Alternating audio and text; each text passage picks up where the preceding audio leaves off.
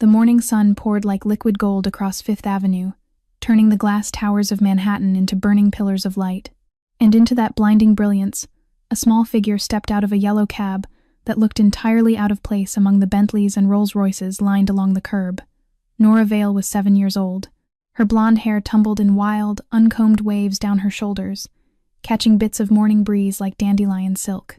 She wore a faded flower print dress 2 sizes too large, the hem grazing her scraped knees, and rubber shoes patched so many times the original color had been forgotten. In her small fist, she clutched the hand of a tall man in a charcoal suit, a man she had been taught to call Uncle Julian. Julian Cross walked beside her with the careful patience of someone who had rehearsed this moment many times. He was 45, with silver at his temples and a smile that had convinced Nora's late mother he was trustworthy. His free hand slid into his pocket and emerged with a black leather wallet, from which he produced a single onyx card. He pressed it gently into Nora's palm. "Remember what Mommy said," Julian murmured, crouching to meet her eyes. "When you turn 7, bring this card here. You go in first. Uncle will be right behind you." Sterling private banking rose before them like a temple carved from frozen milk. White marble columns stretched 3 stories tall. Gold-leafed letters spelled the name above double doors of bronze. A uniformed doorman in a top hat opened the entrance without expression, his eyes flicking past Nora as though she were a stray cat that had wandered too close to the red carpet. Inside, crystal chandeliers the size of small cars hung from a ceiling painted with Renaissance angels. The floor gleamed like polished ice. The air smelled of leather, espresso, and money old enough to have forgotten its origins. Nora had never seen anything so beautiful, and she had never felt so small. She stepped across the threshold on her patched rubber shoes, each footfall squeaking against the marble with a tiny, apologetic sound. Heads turned. A woman in a cream Chanel suit raised an eyebrow. A man with a diamond tie pin lowered his newspaper. 2 young bankers at a marble desk exchanged a glance, and smiled the kind of smile that had nothing to do with kindness. Nora did not notice any of it. She walked toward the reception counter with her card held out in both hands like a fragile offering, the way her mother had taught her to carry important things. The receptionist, a woman with lacquered black hair and a jeweled name tag reading Simone, looked down at her over a pair of reading glasses. "I want to check the account my mother left me," Nora whispered. Her voice was so quiet it nearly dissolved in the marble hush. "Please." Simone's painted lips pressed into a thin line. She picked up a phone without taking her eyes off the child. Behind Nora, something strange happened. Julian Cross took 1 small step backward, then another. His polished Oxford shoes made no sound on the marble, but the movement was deliberate, measured. He lifted his wrist and glanced at his watch. 9:53 in the morning, 7 minutes early. His jaw tightened in a way Nora would have recognized as worry if she had been old enough to read the language of adult faces. He did not see the little girl turn to look for him. His eyes were fixed on the 2 men in dark suits who had just entered through a side door and were now taking positions near the exit. Nora turned back to the counter. She did not know she was standing at the center of a circle drawn in invisible ink. She did not know the door behind her had quietly locked. But from the mezzanine above, where a long glass balustrade overlooked the lobby like a theater box, a pair of gray eyes had begun to narrow. Matteo De Luca set down his crystal glass of Macallan without finishing it. He had been conducting a routine transfer in the private lounge, nothing more, and had planned to leave in 10 minutes. Now he stood very still at the rail, his tall frame motionless, his expression unreadable behind the perfect black of his bespoke Brioni suit. His gaze tracked the small blonde child at the counter, then the man in the charcoal suit retreating silently toward the wall, then the 2 new arrivals near the side door. Something was wrong. He did not yet know what. He did not yet know who. But 30 years of surviving in a world built on knives taught a man to recognize the shape of a snare even before the trap closed, and every instinct in his body was whispering the same word: wrong. His hand moved almost on its own, sliding into the inner pocket of his suit jacket. He had not come armed today. He rarely did, to places like this. Today, he realized, might be the day he regretted that. Below him, the little girl in the oversized flower dress stood alone at the center of the marble floor, holding out a black card with both hands, a lamb who had walked into the Cathedral of Wolves without knowing that every pew was already full. Simone's phone call summoned him in under 30 seconds. Gregory Hamilton emerged from the brass-plated elevator at the far end of the lobby with the stride of a man who had never once questioned his place in the world. At 52, he carried himself like a verdict. His Tom Ford suit was charcoal black with a faint pinstripe, tailored so precisely it seemed to slice the air around him. A silk pocket square of arterial red bloomed from his chest. His hair was dyed a shade too dark for his age. His teeth, when he smiled, were unnaturally white, filed just sharp enough at the canines to resemble something that belonged in a sea, not a mouth. He had been the director of Sterling Private Banking for 11 years. He had turned away senators. He had refused Saudi princes. He had once personally evicted a Russian oligarch for raising his voice in the marble lobby. And now, striding toward him across his marble, was a child who looked like she had walked out of a shelter. The VIP clients in the lobby sensed the impending theater and drifted closer like moths toward a flame. A woman in her late 50s, draped in a floor-length white fur despite the September warmth, glided forward first. Her ears and throat flashed with Harry Winston diamonds worth more than the apartment building Nora had been born in. Behind her came a broad-shouldered man in a bolo tie and ostrich leather boots, a Texas oilman named Bo Whitaker whose cattle ranches stretched wider than 2 American states. 2 attorneys from a white-shoe Wall Street firm completed the half-circle, young men in identical navy suits with identical cold smiles. Gregory stopped 3 feet from Nora. He looked down at her the way one might look at a stain on an otherwise perfect rug. "My dear child," he said, and his voice carried across the lobby with the practiced projection of a man who enjoyed audiences. "This is not a soup kitchen. This is not a church handing out charity. This is Sterling Private. Do you understand what that means?" Nora's small fingers tightened around the onyx card. She did not answer because she did not know the answer. "Where did you find that card?" Gregory continued, leaning slightly forward. His breath smelled of espresso and mint gum. "Did you pick it from a pocket on the subway? Did your mother teach you to steal, little girl? Or did she just forget to teach you that stealing is wrong?" The diamond woman laughed behind a manicured hand. It was a bright tinkling sound, the laugh of someone who had not been told no in a very long time. The Texan chuckled into his collar. One of the lawyers pulled out his phone and began, with absolute casualness, to film. Nora's lip trembled. Her eyes burned. She looked down at her patched rubber shoes and felt the marble underneath them suddenly grow very cold. Then something her mother had told her, not long before the end, rose quietly up from the floor of her chest. "When people try to make you small, baby girl, you stand taller. You are a veil. We do not shrink." Nora lifted her chin. Her voice, when it came, was small, but it did not shake the way her hands did. "My mommy is dead," she said. "She died in May. She told me when I turned 7 I should bring this card here. I turned 7 last week." For one brief moment, the lobby went quiet enough to hear the ticking of the antique clock above the reception desk. Then Gregory Hamilton threw back his head and laughed. It was a full theatrical laugh, and the VIP clients joined it a half-second later like trained musicians following a conductor. The diamond woman clutched her champagne flute and laughed so hard she had to dab at her eyeliner. The Texan slapped his thigh. Even Simone behind the desk let out a soft, professional giggle. The lawyer kept filming. High above them, on the mezzanine, Matteo DeLuca rose slowly from his leather chair. Caleb Rhodes was at his shoulder in an instant. 40 years old, built like a safe, his voice pitched for his boss's ear alone. "Boss, the transfer is finalized. The car is waiting on 52nd. We need to leave." Matteo did not move. His gray eyes remained fixed on the small blonde child standing alone inside a ring of laughing adults. The tilt of her chin, the stubborn set of her jaw, the way her knees did not bend even as her hands shook. He had seen that posture before, 15 years ago, in an alley in Brooklyn, on a woman who had just pulled a bullet out of his ribs with a pair of sterilized tweezers and called him an idiot for bleeding on her coat. A cold, thin thread of recognition slid down Matteo's spine. "Boss," Caleb repeated. Matteo did not answer. He did not blink.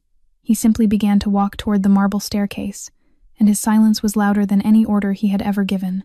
Gregory Hamilton's laughter faded into a long, indulgent sigh, the kind a man releases before delivering the final blow. He reached down with 2 fingers and plucked the onyx card from Nora's hands as though lifting a dead rat from the floor. He held it up to the chandelier light, examining it with exaggerated care for the benefit of his audience. "Well," he announced, "let us see what treasure the little orphan has brought us today. Perhaps there is enough in here for a happy meal, perhaps even a small toy." The VIP clients tittered on cue. The diamond woman raised her champagne flute in mock salute. The Texan muttered something about gold-digging brats that made the 2 lawyers snicker behind their hands. Gregory strolled with theatrical slowness to the marble reception counter, where Simone had already swung a sleek black terminal toward him. He slid the card through the reader with a flourish, the way a magician performs the final reveal. His smile widened. He turned to face the gathered crowd, already composing the insult he would deliver once the pitiful number appeared. The screen blinked. A slow blue progress bar crawled across its face. Something was loading. Something was taking longer than it should. Gregory glanced down with mild impatience. Then the screen resolved, and the lobby of Sterling Private Banking went absolutely silent. The number glowed in red across the monitor, the color reserved for accounts that demanded the bank's highest level of attention. $62,400,000.00. Beneath it, in smaller letters that seemed to pulse like a heartbeat on the glass, a second line appeared. Flagged account. Priority Tier 1. DeLuca Protocol. Gregory's mouth opened. It did not close. His jaw simply hung there, the perfect white teeth suddenly looking obscene against the gray of his face. A single bead of sweat slid from his temple, traced the line of his jaw, and vanished into the starched collar of his shirt. The collar, Nora noticed distantly, had already turned a darker shade around the neck. His hand, the one still holding the card reader, began to tremble with a fine, uncontrollable shake. Behind him, the champagne flute slipped from the diamond woman's fingers. It struck the marble floor with a high, bright crash and exploded into crystal shrapnel and golden foam. She did not look down. She did not flinch. She simply stood there, one manicured hand still raised where the glass had been, her face drained of every color except the powder she had applied that morning. And Nora, whose eyes missed nothing, saw the woman's fingers were trembling too, not in shock, not in surprise. In something that looked, if Nora had known the word for it, very much like fear, the Texan had stopped chuckling. The two lawyers had lowered their phones. The one who had been filming was now slowly, very slowly, deleting the video. Simone behind the desk had turned to stone. Nora looked up at all the frozen faces around her, at the shattered crystal on the floor, at Gregory's sweat-darkened collar, and understood none of it. Her brow furrowed with the earnest confusion of a 7-year-old who has only one problem in the world, and one way to measure the worth of anything. "Excuse me, sir," she said, tugging gently at Gregory's sleeve. "Is that enough money to buy medicine for the cat next door? Mrs. Kowalski's cat is sick, and Mommy always said we should help her, but we never had enough." No one answered her. No one could. On the mezzanine above, Matteo DeLuca stood at the top of the marble staircase, one hand resting on the brass banister, and read the two words beneath the number for the third time in disbelief. DeLuca Protocol. The blood in his body did not rush. It did not freeze. It simply stopped, the way an engine stops when the key is pulled out mid-highway. DeLuca Protocol was not a banking code. It was not a line of software sold by any institution on Earth. It was an encryption architecture his own family had developed in-house, 22 years ago, for the single purpose of moving money between the 3 people in the world his father had trusted with the family's survival.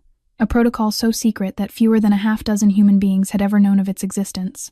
2 of those people had died with his father in the 2011 shootings. The third was a cousin currently buried in a cemetery in Palermo. There should not be a fourth. And yet a 7-year-old girl in patched shoes had just walked into a public bank on 5th Avenue, carrying a card that spoke it like a mother tongue. Caleb arrived at Matteo's shoulder and looked at the screen below. His breath caught. He did not need the word explained. He had been there the night the protocol was forged. "Boss," Caleb whispered, and his voice had lost all its professional calm. "That is not possible." Matteo did not look away from the child at the counter. "No," he said quietly. "It is not." Matteo DeLuca began to descend. Each step of his handmade Berluti Oxford struck the marble staircase with a slow, measured beat, the sound carrying through the hushed lobby like the toll of a distant drum. He did not hurry. He had never needed to hurry in his life. Men who hurried were men who were afraid of being late to their own funerals, and Matteo had buried the part of himself that could be afraid a very long time ago. He was 6'2". His black hair was cut short at the sides and slightly longer on top, combed back with the discipline of an army haircut grown out one season too long. A thin silver scar traced the edge of his left jawline, a souvenir from a knife in Naples he had never quite forgiven. His suit was Brioni, pure black, with a dove-gray tie and no jewelry except for a steel watch whose case had once absorbed a bullet meant for his heart. He was 38 years old, and in the city of New York. When he entered a room, that room rearranged itself around him, whether or not he spoke a word. The lobby rearranged now. The diamond woman stepped backward into the shadow of a marble column, as if hoping it might hide her entirely. The Texan suddenly developed a consuming interest in the polished tips of his ostrich boots. The two lawyers found, between them, an urgent need to consult a manila folder that was, in fact, empty. Simone behind the reception counter dropped her gaze to her keyboard and typed nothing at all, very quickly, with great concentration. Gregory Hamilton's face passed through 3 shades of gray in as many seconds. Mr. DeLuca, he stammered, stepping out from behind the counter with both hands held slightly away from his body, the way a man approaches a wild animal he hopes to convince of his harmlessness. Sir, I had no idea you were still in the building. I had no idea you had any interest in this account. Please allow me. I will personally expedite any matter you might. Mateo walked past him. He did not look at Gregory. He did not acknowledge him. Gregory Hamilton, director of Sterling Private Banking, 11-year veteran of Fifth Avenue, simply ceased to exist for the length of Mateo's stride. The humiliation of being made invisible hit the banker harder than any slap could have, and he stood there in the middle of his own lobby with his mouth opening and closing, a man discovering in one moment that his entire kingdom had been made of glass. Mateo stopped in front of Nora. Then, to the quiet astonishment of every VIP client watching, he did something none of them had ever seen the head of the DeLuca family do in a public space. He lowered himself onto one knee, so that his gray eyes were level with the wide blue eyes of a 7-year-old girl in a flower print dress. 2 reasons brought him down.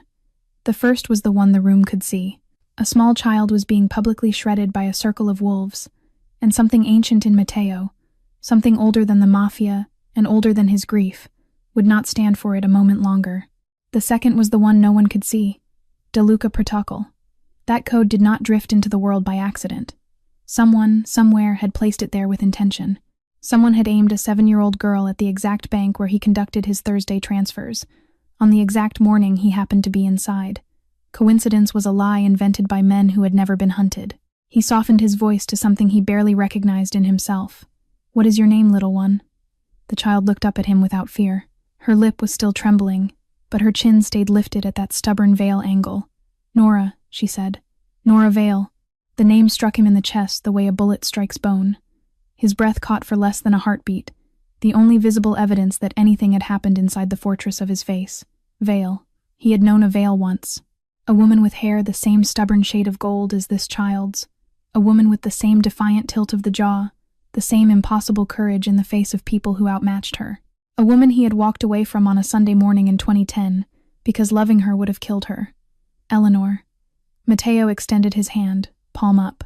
Nora placed her small fingers into his without hesitation, the way a child trusts, the way her mother had once trusted him. He rose, lifting her up with him, and in that exact second, from somewhere deep in the walls of Sterling Private Banking, a sound like the jaws of God snapping shut rolled through the lobby. Thunk. The brass front doors sealed. Steel plates descended behind them with a mechanical groan, dropping from recessed slots in the ceiling, locking into grooves in the floor. Thunk. Thunk. Thunk. Every emergency shutter in the building fell in perfect sequence. The side door the 2 silent men had entered through slammed into its housing. The service corridors behind the counter sealed themselves. The elevator doors on the mezzanine hissed closed, and their indicators went dark. Overhead, the chandeliers dimmed to half their brightness. Red emergency lights bloomed along the cornices and began to rotate, washing the white marble in a pulse of arterial crimson. A female voice, calm and synthetic, spoke from hidden speakers in the ceiling. Lockdown initiated. All exits secured. Please remain calm. Caleb was already at Mateo's shoulder. His right hand had disappeared inside his jacket. Mateo stood perfectly still in the center of the lobby, holding the hand of a 7-year-old girl named Vale, and understood, with the clarity of a man who had just stepped into a wire he could not see, that every door in the building had just closed for him. The red lights turned slowly. For perhaps 3 seconds, the lobby held its breath. The synthetic female voice repeated its instruction, softer now, almost gentle. Please remain calm. Nobody in the room was calm. Caleb Rhodes slid a matte black phone from his inner pocket, thumbed it alive, and looked at the screen. No signal, no Wi-Fi, no emergency line, not even the faint ghost of a cellular tower. He tilted the phone slightly, studying the blank bars, and his jaw hardened. Jammer, he said, his voice flat. Military grade. This is not the bank system. Mateo had already shifted his body a quarter turn, placing himself between Nora and the nearest cluster of people in the lobby. His left hand found the child's shoulders and guided her softly but firmly behind the shelter of his back. She went without resistance, her small fingers curling into the fabric of his jacket hem. On the far side of the lobby, the woman in diamonds reached into her cream Hermes Birkin. She did not pull out a lipstick. She did not pull out a phone. She pulled out a Glock 19. Already cocked, already ready, and she slipped off the safety with the practiced flick of a thumb that had performed that motion several thousand times in its life. The diamonds on her wrist caught the red emergency light and scattered it across the marble like drops of fresh blood. 2 feet to her right, the Texan named Bo Whitaker reached under the flap of his ostrich leather vest. When his hand emerged, there was a matte black blade in each fist, balanced, weighted for throwing, the edges serrated along the upper third. His bolo tie swung lazily across his chest as he turned to face Mateo. The two lawyers moved without a word, separating from each other with the clean choreography of men who had drilled this together for months. One took a position directly in front of the locked brass doors. The other stepped sideways to cover the sealed service corridor. Each of them produced a compact Sig Sauer from somewhere beneath his navy jacket, and the empty manila folder fell forgotten to the marble floor. Simone, the receptionist, slid a hand under her desk and came up, holding something small in chrome that clicked once as she armed it. She did not look afraid. She looked bored. In the corner, near the coffee station, 2 more men Mateo had previously dismissed as waiting clients, a gray-haired gentleman in a cashmere overcoat and a younger man in tortoiseshell glasses. Each drew weapons of their own. A third appeared from the hallway leading to the restrooms, already in a shooting stance. 8 of them. Every single one. Not one a real customer. Not one a real lawyer. Not one a real anything. The entire VIP morning crowd of Sterling Private Banking had been a performance staged for an audience of one. Behind the counter, Gregory Hamilton let out a small animal sound and slid down out of sight. His knees struck the marble with a wet thud. His hands came up to cover his face. Through his fingers, muffled and shaking, came a broken stream of words. I am sorry. I am sorry. I did not want this. They came to me 3 weeks ago. They said if I did not do exactly as instructed, they would. My daughter is 9, Mr. DeLuca. My daughter is 9. Please. I only had to keep you in the building until 10 o'clock. I only had to keep you here. Mateo did not waste one glance on him. His eyes moved across the 8 drawn weapons with the unhurried precision of a man reading a price list. His pulse had slowed. His breathing had deepened. Whatever panic might live in other men had never been issued to him at birth. Who hired you? He asked. His voice came out quiet, almost conversational, carrying easily across the marble, despite being barely louder than the rotating hum of the emergency lights. The woman in diamonds smiled. The pistol in her hand did not waver by a millimeter. You are asking the wrong question, Mateo, she said. Her accent was cultured, American East Coast, with the faintest thread of something older underneath. The right question is not who hired us. The right question is who betrayed you. The word landed in the air and stayed there. Betrayed. Mateo's eyes narrowed by perhaps a single degree. In the language of a man like him, that was a roar. He had prepared for many possibilities when he walked down that staircase. An outside hit, a rival family, a federal sting gone creative. Each of them had its own answer, its own counter, and its own way out. But betrayal came from inside, and inside was the one kingdom a king could not simply shoot his way out of. Behind him, 2 small fingers tugged at the hem of his jacket. Mateo did not turn his head, but he angled his ear downward. Nora's voice was so small it almost disappeared beneath the hum of the jammer, but he caught every word. Mister, she whispered, Mommy told me something once. She said if I was ever in trouble, really bad trouble, and a man with gray eyes and a scar on his jaw came to me, he would keep me safe. She said his name was Mateo. She said he would keep the promise she could not keep. She told me the truth, didn't she, mister? Please tell me she told me the truth. Mateo DeLuca, who had not been rendered speechless in 22 years, could not open his mouth. Across the lobby, 8 gun barrels finished their slow rise and steadied on the center of his chest. Caleb's hand found the small of Mateo's back. 2 taps. Their private signal for listen carefully. Auxiliary corridor, Caleb breathed, his lips barely moving, the words pitched below the hum of the jammer. Behind the vault wall, service passage to the sub-basement. I mapped this branch in 2019. 1 door, 1 stairwell, 1 delivery ramp onto 53rd Street. 30 seconds if we move now. Mateo's eyes did not leave the 8 gun barrels. And Nora? Caleb did not hesitate. He had been a soldier before he had been anything else. And soldiers did the math whether they liked the answer or not. The passage will hold 2 bodies moving at speed. Boss, she is the bait. They want you. If you leave her, they lose their reason to shoot. If you carry her, we do not fit, and none of us make it to the ramp. You take the passage, I cover. We both survive tonight. She is already gone. You have to see that. Mateo said nothing. Boss, Caleb pressed, and his voice lost its professional flatness for the first time in 10 years of service. She is not our blood. She is a hook. Leave her. Mateo looked down. Nora was not crying. Her small body was shaking, a fine, unstoppable tremor that ran from her shoulders to her knees, but no tears fell from her eyes. She was staring at the woman in diamonds with the fixed, unblinking attention of a rabbit that has finally understood the shape of the fox. Her hand was still wound into the hem of his jacket. She did not let go. She did not beg. Her eyes. Mateo had been trying not to look at her eyes since she spoke her name, because something inside him had known, even before the mind could name it, what he would see there. He let himself look now. Blue. A pale, almost luminous blue, clear as winter water over stone. Not Eleanor's eyes. Eleanor's had been green, moss-dark, quick to narrow in laughter. These eyes belonged to his mother, and for the space of a single breath, Mateo DeLuca was no longer standing in the lobby of Sterling Private Banking. He was 23 years old, bleeding into the gutter of an alley behind a shuttered Brooklyn laundromat. The rain had been falling for hours. The bullet in his side had missed his liver by a centimeter. He was going to die there on that cobblestone in a puddle of his own blood, and a part of him had already accepted it, because the night his father died was the night he had stopped planning to live a long life. Then a woman had knelt beside him, blonde hair plastered to her cheeks by the rain, a medical student's bag slung across one shoulder, green eyes and a furious mouth already swearing at him for bleeding on her coat. Her name, she had told him, as her fingers dug into the wound with a set of tweezers she had boiled in a gas station sink, was Eleanor Vale. She had pulled the lead out of his body, stitched him closed with catgut, and saved his life because, she said, the Hippocratic oath did not stop to check whose bullet had done the damage. He had spent one night with her, exactly one, in a 4th-floor walk-up in Greenpoint, with rain on the windows and her head on his chest. By morning he had been gone. His father was dead. The gates of the DeLuca family had opened and swallowed him whole.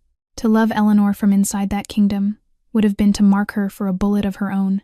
He had told himself, every year for 15 years, that leaving her was the bravest thing he had ever done. He had lied to himself every one of those years. Mister. Nora's voice brought him back into the marble lobby. It was quieter now. Something had settled in her small face that looked very much like a decision. You go, she whispered. Please. I don't want you to die because of me. The sentence was 11 words long, spoken in the pitch of a child who still lost her baby teeth, and it went through Mateo DeLuca like a surgical blade finding a seam between ribs he had believed fused shut. 15 years of carefully tended ice, 15 years of I did the right thing, 15 years of loving her would have killed her.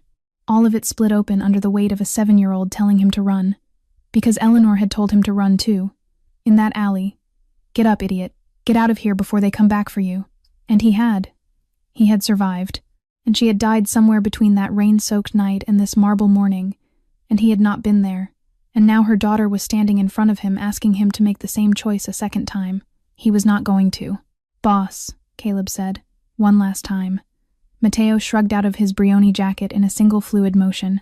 Still kneeling, he wrapped it around the small shoulders of Nora Vale, pulling the collar up around her neck until the black fabric swallowed her almost whole. The child looked up at him, startled. He held her gaze. Listen to me carefully, Vale girl, he said, and his voice was low and quiet and absolutely certain. I left a member of your family behind once in my life. I thought I was saving her. I was not. I am not making that mistake twice. Not for all the rifles in this room. Not for anything under God's sky. Do you understand me?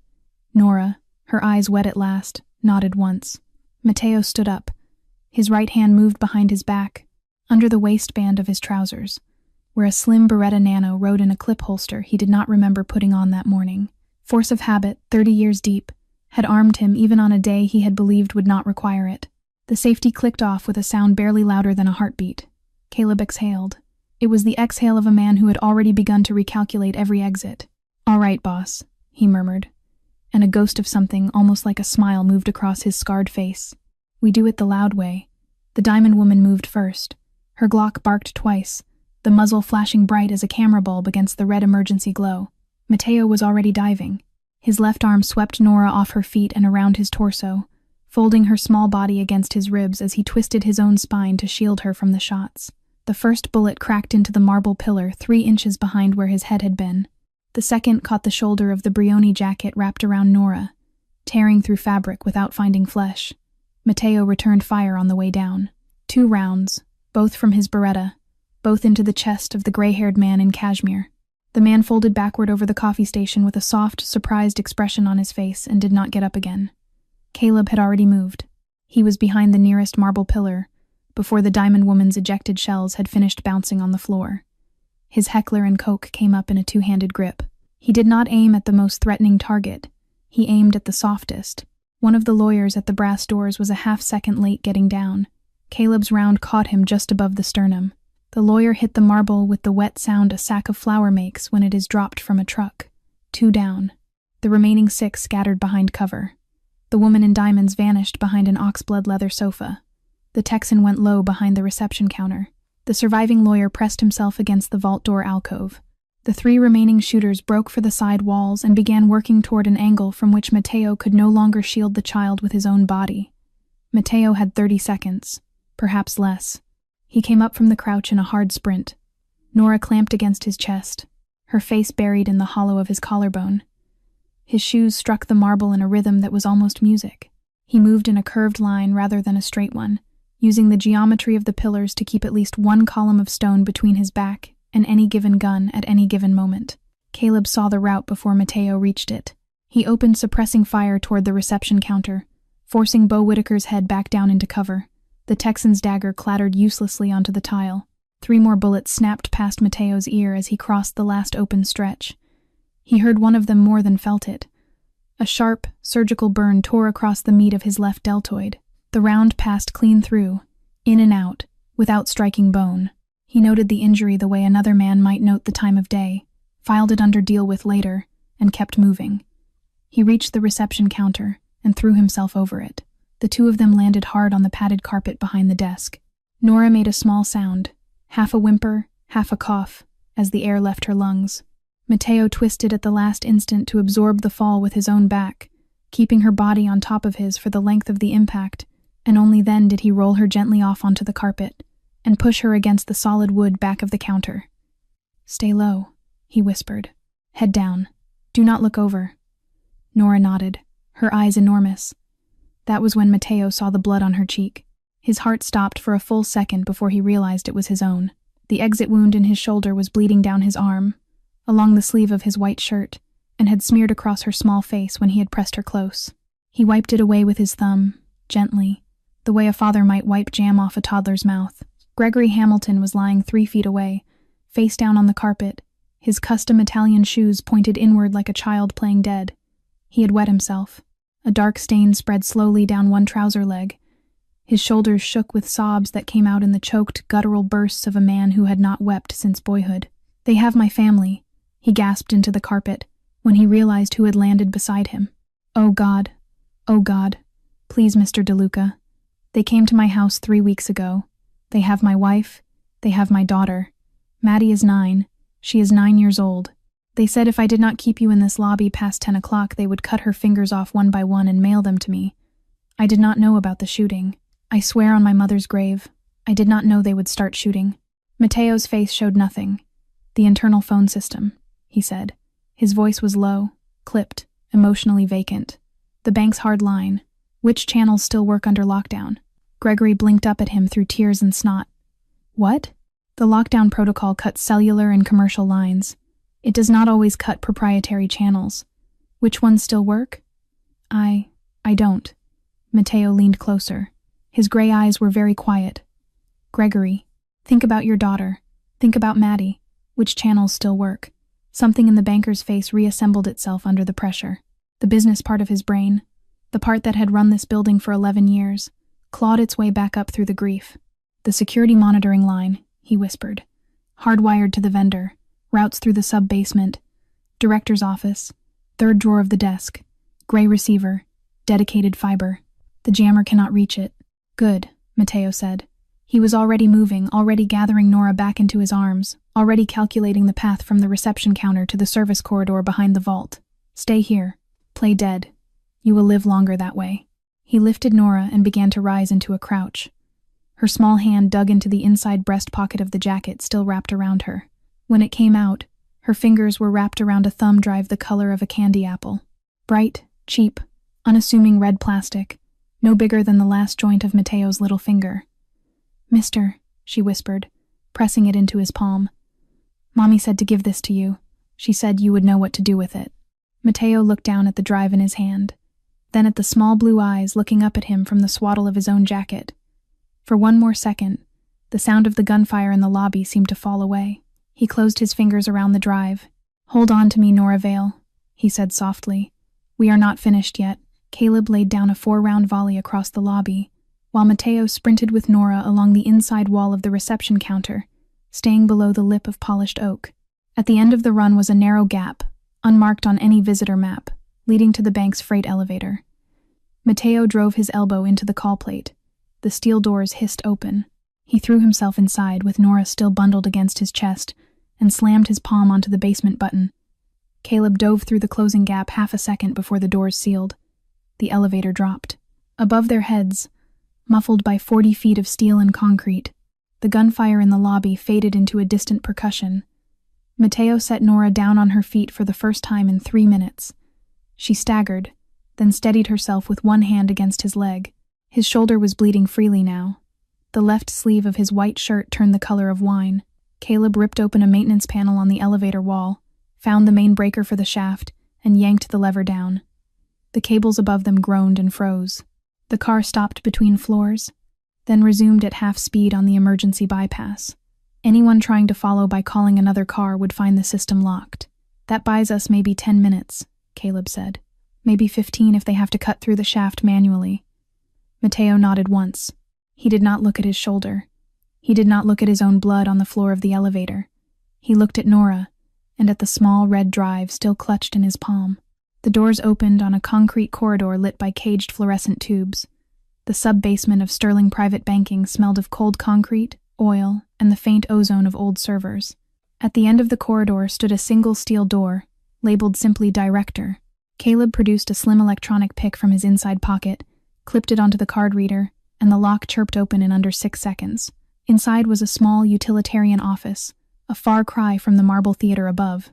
A battered steel desk, a leather chair, a computer tower humming under the desk. On the wall, a closed-circuit monitor silently cycled through camera feeds of the locked-down lobby, where figures in dark suits were now swarming the reception area. Mateo sat Nora in the leather chair. He took the cleaner half of Gregory's hand towel from the desk drawer, pressed it against his shoulder wound, and tucked the corner into his collar to hold it in place. Then he rounded the desk, woke the computer, and slid the red thumb drive into the USB port. A single file icon appeared on the screen. No folder, no password prompt, just a video file named, simply, Mateo. He clicked it. The screen filled with the face of Eleanor Vale. She had aged. 15 years of motherhood and running and fear had carved fine lines at the corners of her eyes and silvered 3 strands of her blonde hair. But her mouth was still the same mouth that had sworn at him in a Brooklyn alley, and her green eyes were still the same green eyes that had looked up at him from a pillow in a Greenpoint walk-up at 3 a.m. She was sitting in what looked like a cheap motel room. A crucifix hung crookedly on the wall behind her. She had clearly been crying before the camera started. Mateo, she said. Her voice reached across a gulf he had not known could be bridged. If you are watching this, it means I am dead. I do not have a lot of time, so I will be direct. Nora is my daughter. She is yours too. I know that you know. I saw you do the math the moment you heard her name. Eleanor paused and pressed her lips together, steadying herself. She is 7 years old. She knows nothing about your world. I kept her out of it. That was the deal I made with myself the night you left. Mateo's hand tightened on the edge of the desk. But someone inside your family has been hunting me for 5 years, Mateo. Not the outside world. Not the Salvatores. Someone wearing your colors. They killed my father in 2020 to bury an investigation. They have been moving money through your books without your knowledge. And 3 months ago, They found out I knew. So, I am running, and I am writing down everything I have before they catch up to me. If you are watching this, they have. I am sorry. I am so sorry, Mateo. I wanted her to have a quiet life. Her eyes filled. She did not wipe them. Everything is on this drive. Bank transfers, photographs of private meetings, voice recordings, names. I coded the account through the old protocol because it was the only system I knew they could not see. $62 million. It is not mine. It is evidence. Trace it, and you will find the rot. Eleanor's voice softened. Take care of her, Mateo. She is the best thing either of us ever made. And whatever you have become in these 15 years, please remember that you were once the man who let me stitch him up in an alley without asking my name first. That man is still in you. Find him. She will need him. The video cut to black. A directory appeared on the screen. Dozens of files, spreadsheets, scanned receipts, audio recordings dated across 4 years, photographs taken with a long lens through the windows of restaurants Mateo recognized. Caleb, leaning over the monitor, went very still. Boss, he said. His voice had dropped to a whisper. These names, all of them, every single one, they are ours. Mateo scrolled. Capos, accountants, a lieutenant he had promoted 3 years ago, a judge on his payroll, and at the top of the chain, flagged in red, one name, Bianca Moretti, his senior financial advisor, the woman who had balanced his books for 5 years, the woman who had sat across from him at dinner last Tuesday and laughed at his jokes about the Ferragamo cousins. Mateo stared at the name until the letters began to warp. At his elbow, a small hand tugged gently at the hem of his shirt. Nora was looking up at him with her impossible blue eyes.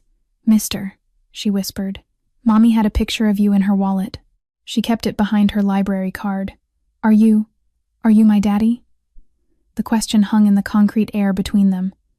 Mateo did not move. He did not breathe. His hand remained frozen on the mouse where he had been scrolling through Bianca Moretti's name, and the cursor blinked on the screen at a rhythm that suddenly seemed obscenely slow. "Are you my daddy?" His mind, trained for 30 years to calculate at the speed of a knife fight, did the arithmetic without permission. One night in March of 2010, a rainy walk-up in Greenpoint, Eleanor at 24, and himself at 23. He left on the Sunday morning before breakfast. Nora was 7 years old, Eleanor had said. Turned 7 last week. Gregory had heard her say upstairs, which placed her birthday in late August or early September of 2018. He did the math a second time because he did not trust himself the first. The numbers refused to fit. 8 years had passed between his night with Eleanor and the birth of this child. 9, if you counted generously. A baby conceived on that Greenpoint mattress would be 15 or 16 today. Almost grown. Almost the age Eleanor had been when she first knelt beside him in the rain. Not this 7-year-old in a flower print dress with a blood smear on her cheek. Nora was not his daughter. The realization brought a feeling he could not immediately name. Relief and grief in the same breath, braided so tightly he could not tell which one was his. Mateo slowly rotated the leather chair until Nora's small knees were between his own. He lowered himself onto one knee again, the same gesture he had made 3 floors above when he had first taken her hand, and he looked into her eyes for the truth, the eyes already held, blue, pale winter blue, not the mossy green of Eleanor Vale, not the deep brown of the man Mateo had become. They were his mother's eyes. Isabella De Luca had died of a stroke in her sleep in the spring of 2023, in a villa in Amalfi, surrounded by lemon trees and a rosary he had bought her on her 60th birthday. She had carried those pale blue eyes her whole life. She had passed them to no one, because Mateo was her only child and he had inherited his father's gray, and yet here they were again, looking up at him from the face of a 7-year-old stranger. "No, little one," Mateo said. His voice, when it came, was softer than anything that had left him in 20 years. "I am not your father." A small flicker of disappointment crossed Nora's face. She had the grace not to let it stay. "But I was someone who loved your mother very much. A long time ago, before you were born, before she had you. I was the man who promised to protect her, and then I was the man who did not keep that promise." He paused. "Do you understand what I am telling you?" Nora considered this with the solemnity of someone much older than 7. She nodded once. "Mommy said you were the best person she ever met," she whispered. She said it like that. Not kind, not brave. Best. She said if I was ever really scared, you would come. And you came. She tilted her head. A small furrow appeared between her eyebrows.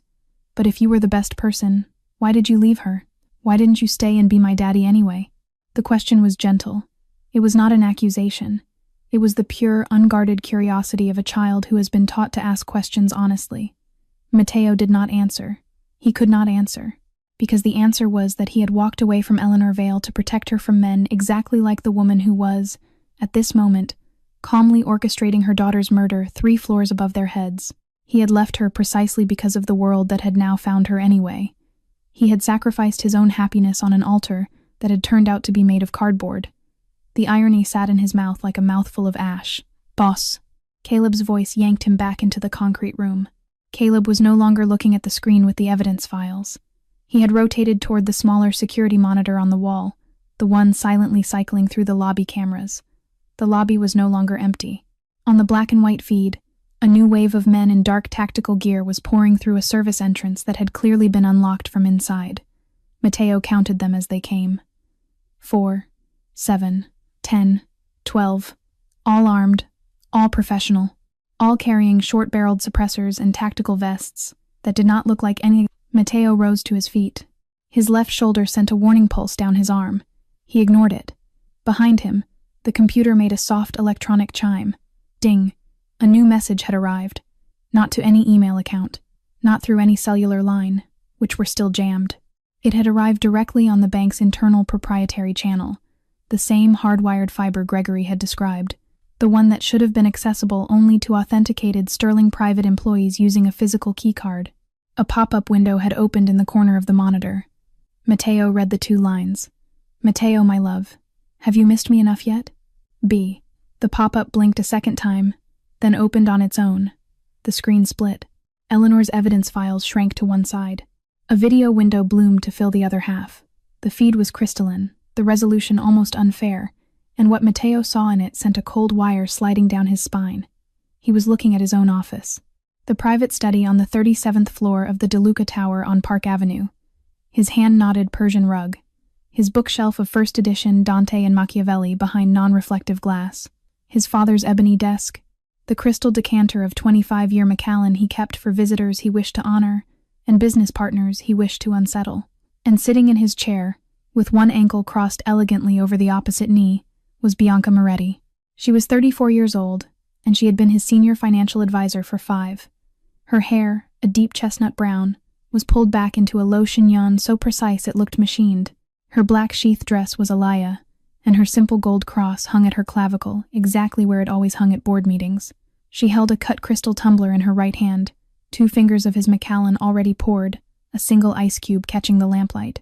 She looked beautiful. She looked perfectly at ease. She looked like a surgeon who had washed her hands before she began. "Hello, Matteo," she said. Her voice through the laptop speakers was warm and faintly amused. The same voice that had wished him a good weekend last Friday. "You look terrible. Is that your own blood or someone else's?" Matteo did not answer. He turned the laptop screen gently away from Nora before he did anything else, positioning it so the little girl in the leather chair could not see the face of the woman who had arranged her ambush.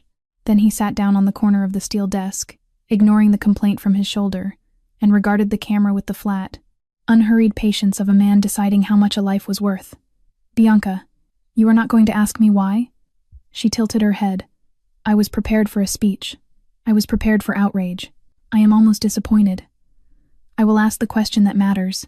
Matteo's voice had returned to its natural register, quiet even, surgical.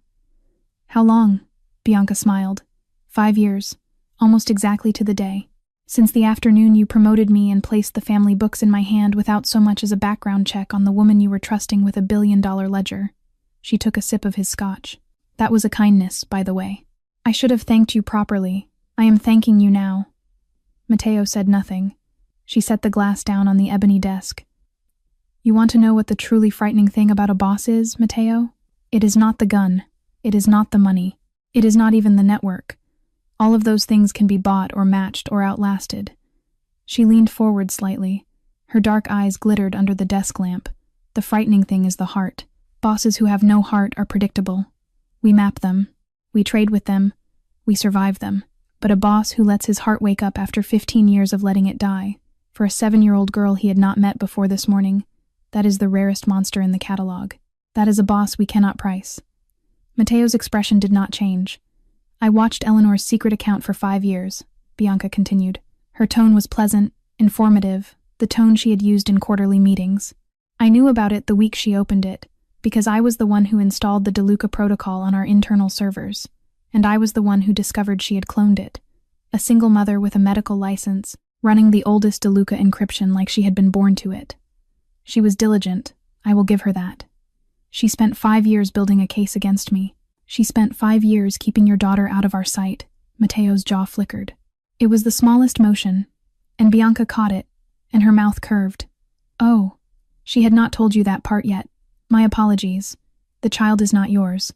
Eleanor just wanted the comfort of thinking of you every time she looked at a photograph. Very romantic. Very Catholic of her." Bianca waved a hand. "Regardless, 3 months ago she got sloppy. She reached out to a federal prosecutor. We arranged a nice, clean car accident on the Taconic. She left behind a thumb drive and a 7-year-old with no living relatives. I paid Julian Cross $40,000 to present himself to her daughter's social worker as a family friend and to deliver the child to Sterling Private on a morning I happened to know you would be conducting a transfer." Mateo inhaled. "Once, slowly, you used a child, I used a magnet." Bianca's smile did not waver. "And you swung toward her exactly the way I said you would. The underworld is watching this, Mateo. Every family, every council, every boss from Chicago to Palermo. They all just learned in real time that the DeLuca lion has a soft belly shaped like a little girl named Vale. Whether you die in that lobby, or whether you escape and spend the rest of your life running with her in your arms, I win either way. The moment you knelt down to her, you stopped being the boss they feared." She lifted the tumbler again. The ice shifted. "Oh, one last thing. I almost forgot." Her eyes moved past the camera, fixed on a point just behind Mateo's shoulder, and she smiled with the relaxed satisfaction of a cat watching a second mouse enter the kitchen. "Julian Cross is standing directly behind you." Mateo turned.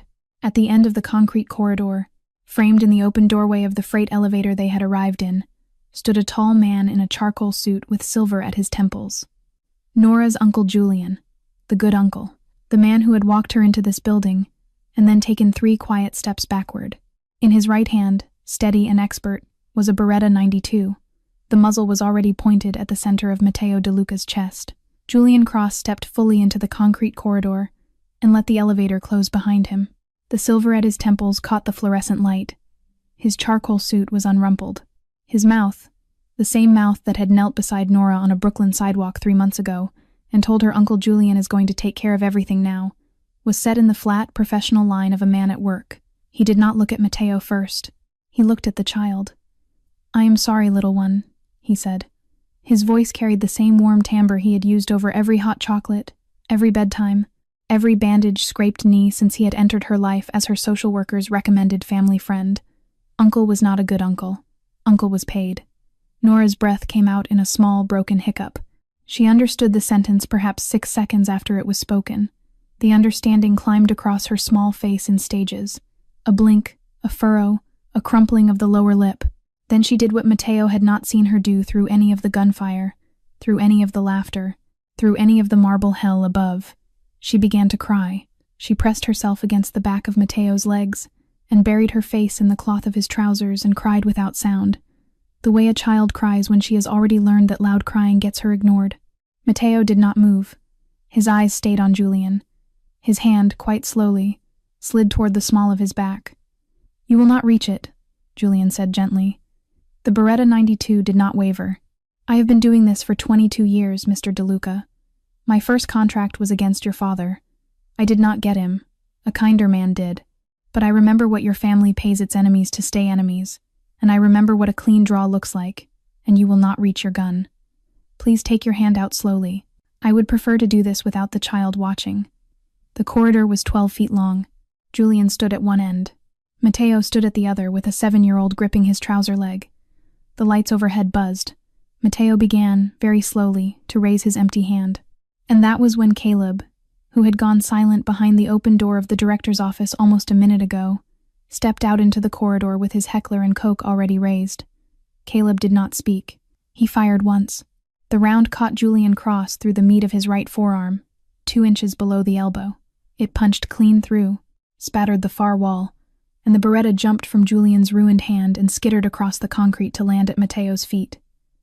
Julian went down on one knee. He pressed his left palm against the wound, clinically, the way a man who had been shot before knew to press. Blood welled between his fingers. He did not scream. He did not even grunt. He laughed. A low, dry, almost affectionate laugh aimed at Matteo. "Too late," he said. He was breathing hard, but the laugh did not stop. "You think this changes anything? Bianca laid the steel net around you 3 years ago, DeLuca. 3 years. Every lieutenant you trusted, every banker you paid, every judge you bought, half of them are already hers. The other half are running their numbers tonight. You do not walk out of this city. Not as a boss, not as a man, not even as a ghost." Matteo crossed the corridor in 4 strides. He did not pick up the Beretta. He kicked it behind him, away from Julian, toward Caleb's feet.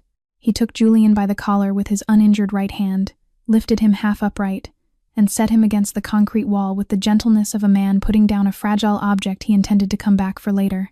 "You and I," Matteo said quietly, "are going to have a longer conversation in a quieter room.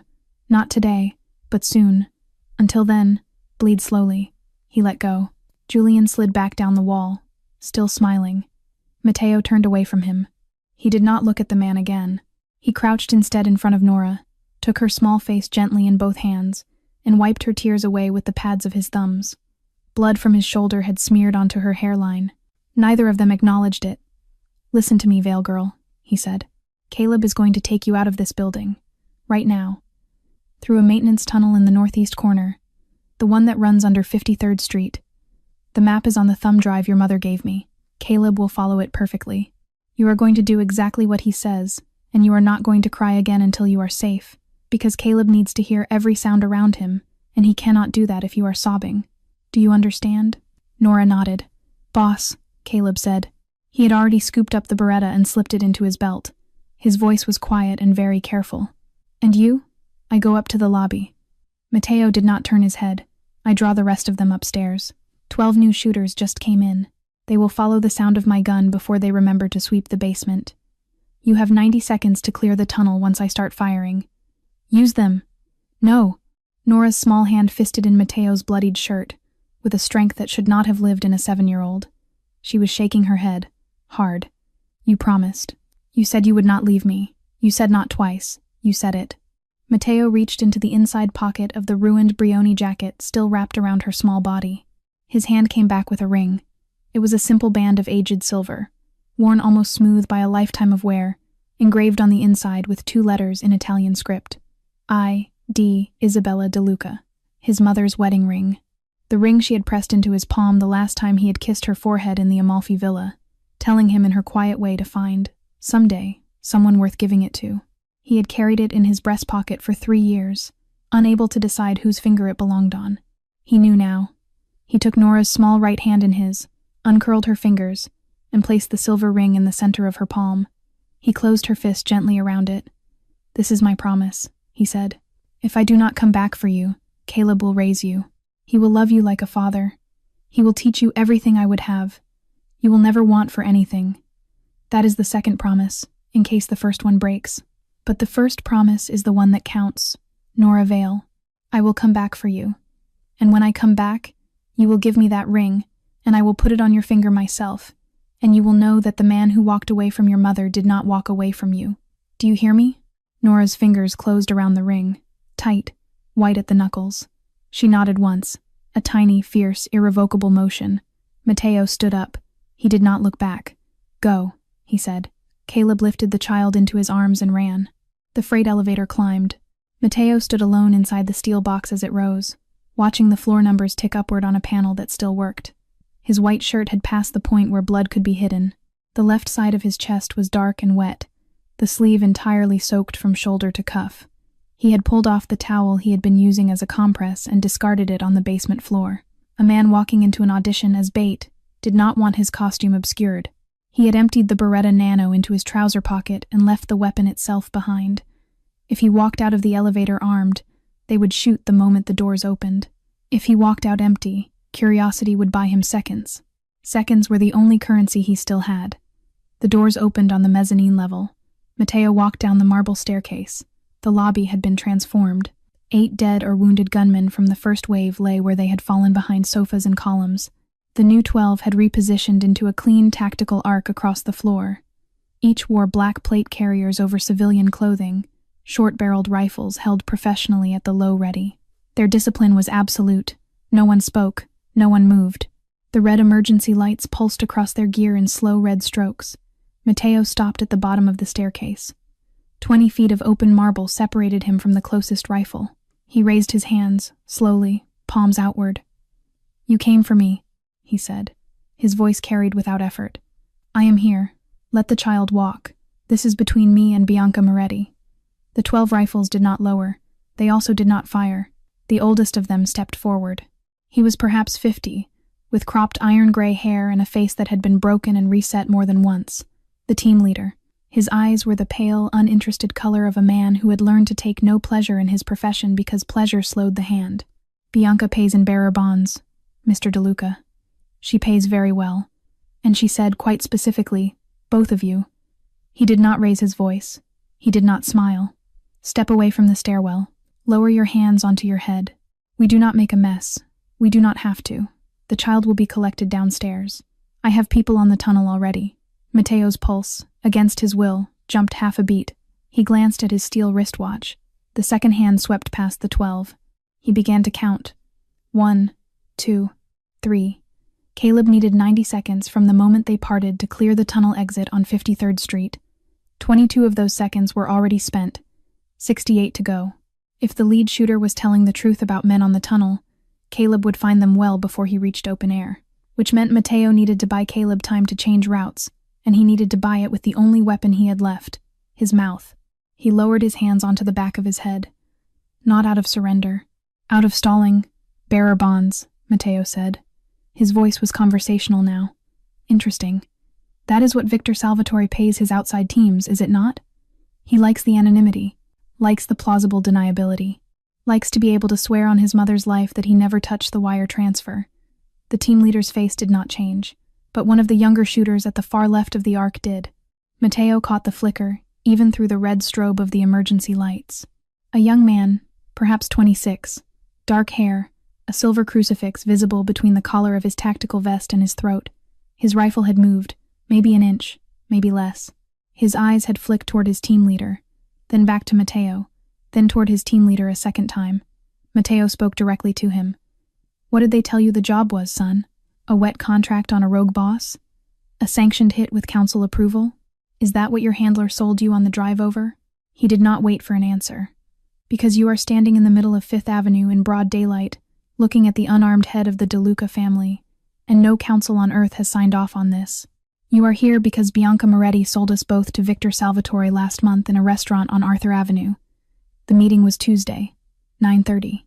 The maitre d' at Roberto's will confirm the reservation if you ever get the chance to ask him. 30 seconds. 31. The team leader finally spoke. "Stop talking, Mr. DeLuca. She took 90 million up front," Mateo continued, as if the team leader were not there. "Transferred in 3 tranches through a shell in the Caymans called Adriatic Holdings. I can give you the account numbers. I can give you the wire dates. Victor Salvatore is paying you with DeLuca money and laughing about it in his kitchen in Bensonhurst." The younger shooter's rifle dipped another quarter-inch. His Adam's apple moved. 42. 43. Close your mouth, DeLuca. There is a reason your team is 12 men and not 8, son. Salvatore knows his own soldiers will not put a round in me on a job that has not been sanctioned. So he hired outside muscle to stand around you and make sure you pull the trigger. Look to your left. Look to your right. How many of the men in this arc are wearing the same unit patches you are? How many do you know personally? The young man's head began, almost involuntarily, to turn. 71. 72. The team leader raised his rifle. Last warning. Mateo smiled very faintly. "Son," he said, directly to the younger shooter, "the last time a Salvatore sold out his own soldiers to an outside contractor, the contractor walked away with 80% of his fee, and the soldiers walked into a van bound for the Jersey marshes. Ask your cousin Danny. He will remember. He was there." The younger shooter's rifle came up a full 2 inches. But it came up sideways, angled toward the team leader. 84. 85. The team leader opened his mouth to give the order to fire. Above their heads, Every fire suppression sprinkler in the marble lobby of Sterling Private Banking burst open at the same instant with a percussive hiss, and a flat, hard sheet of cold water crashed down across the room like the sky had finally fallen. The chandeliers sputtered. The red emergency lights stuttered twice, then plunged into a full electrical brownout. The lobby dropped into a pulsing, strobing near darkness lit only by the muzzle flashes that had not yet begun. Somewhere 3 floors below, Caleb Rhodes had thrown the building's emergency power breaker. Mateo was already moving. Water hit the marble like 1,000 hammers at once. The sprinkler heads disgorged their pressurized tanks in a single synchronized burst, sheets of cold water slamming down from every ceiling cornice. Inside 3 seconds, the lobby floor was a spreading mirror. Inside 5, every shooter in the arc was soaked through his plate carrier and blinking water out of his eyes. The chandeliers had gone dead. Only the red strobes remained, pulsing through the downpour like distant gunfire in the rain. Mateo went low. He closed the distance to the nearest shooter before the man's rifle had finished rising. His right hand clamped around the barrel and shoved it hard toward the ceiling as his left elbow came across and caught the man in the bridge of the nose. Bone gave way with a dull, wet crack. The shooter's finger spasmed on the trigger. 3 rounds stitched into the painted Renaissance angels overhead, raining plaster fragments through the water. Mateo tore the rifle out of the man's loosening hands on the follow-through, pivoted, and shot him twice through the chest plate at 6 inches of range. At that distance, the plate did not matter.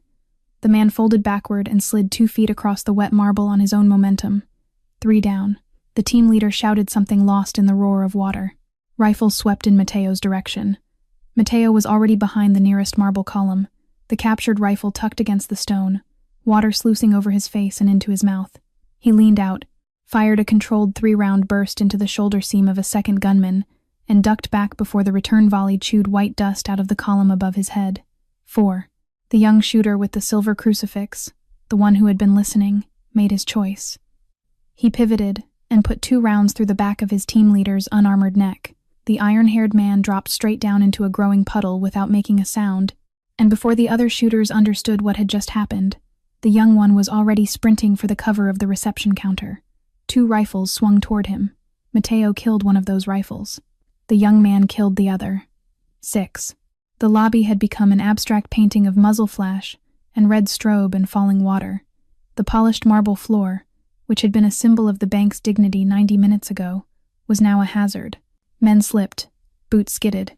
One shooter went down hard on his hip and did not get up again because Mateo had put a round through his ear before he finished falling. Mateo broke from his column and ran toward the second pillar, low and fast, keeping the rifle tight to his shoulder. He was halfway there when a round came in under the cover of falling water and struck him through the outside of his left thigh. His leg simply stopped working. He went down in a long, skidding sprawl across the marble, the rifle clattering from his hands, his body sliding to a stop behind the pillar he had been trying to reach. Pain arrived in a bright white sheet, and for a second he thought he might black out. He bit down on the inside of his cheek, tasted iron, stayed conscious. From the mezzanine railing above the lobby, a new rifle opened up. Caleb Rhodes had come back. Mateo did not know when. He did not need to know. Caleb was lying prone along the upper banister with a rifle he had taken from one of the men Mateo had left on the mezzanine staircase, and he was making shots that were not possible in this much rain and this little light. One gunman dropped beside the oxblood leather sofa. Another crumpled halfway through a lunge for the brass doors. A third, the Texan in the ostrich boots, took a round through the eye and did not take another step. 6 more down. Only 6 of the original 12 were still on their feet. Those 6 understood, almost as a single organism, that the contract had collapsed. They broke for the side service door, the one their handlers had unlocked for them from inside. 2 dragged a wounded comrade between them. None fired a parting shot. Professional mercenaries did not die for a failed job. Then they were gone. The sprinklers hissed on for another 30 seconds and stopped. The echoes of the last gunfire rolled through the marble lobby and died. All that was left was the sound of water sheeting off the walls and the copper tang of so much blood.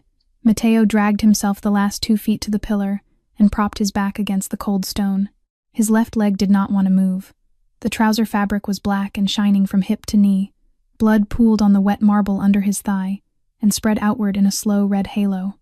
Footsteps pounded down the marble staircase. Caleb dropped to a knee beside him, the captured rifle still smoking. His face was streaked with water and plaster dust.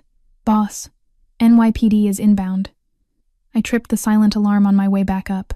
2 minutes out, maybe less. We have to move. Now. Right now. Mateo opened his mouth to answer. He never got the word out, because a small drenched figure appeared at the top of the mezzanine staircase, one hand on the brass railing, the other clenched in a white-knuckled fist around something small and silver. Nora Vale stood at the top of the stairs, her blonde hair plastered dark against her skull, her flower-print dress soaked through and clinging to her small body, her bare-scraped knees visible beneath the hem because she had kicked off her patched rubber shoes somewhere in the tunnel. Her face was whiter than the marble. She was shaking so hard her teeth had begun to chatter. She walked down the stairs one at a time, her eyes fixed on Mateo. "I am not going," she said, and her small voice somehow carried across the wet lobby with a clarity that cut through everything else. "Uncle Caleb told me to go. He put me in the tunnel. I turned around and I came back. I am not leaving you. I am not leaving you like you left my mommy." Mateo did not have the strength to argue. He watched Nora come down the rest of the staircase, one deliberate step at a time. She never took her eyes off him. She was crying without sound, the way she had cried earlier in the basement, and the tears mixed with the sprinkler water on her cheeks, so that it was impossible to tell where one ended and the other began. In her small fist, pressed against her heart, was the silver ring. She crossed the wet marble to him on her bare feet, and stopped an arm's length away. He looked up at her from the floor. 7 years old, Eleanor's stubborn jaw, his mother's winter blue eyes. Her feet were going to be cut on the broken glass and chandelier fragments somewhere before the night was over. Her dress was ruined. She was exactly as defenseless as she had been when she had first walked through the bronze doors, and she was also, in this moment, the most dangerous thing in the room, because she had just chosen him, and he did not know how to refuse what had been chosen. Mateo opened his right arm. Nora stepped into it. He pulled her against his chest with the last of his strength, and he did not care that his shirt was soaked in his own blood, and that his shoulder was still bleeding, and that his left leg was a catastrophe he would have to address very soon. She was shaking against his ribs. He wrapped his arm around her small back, and pressed his forehead briefly to the crown of her wet head. "All right, Vale girl," he said quietly. "We go together. Nobody leaves anybody." Caleb was already moving.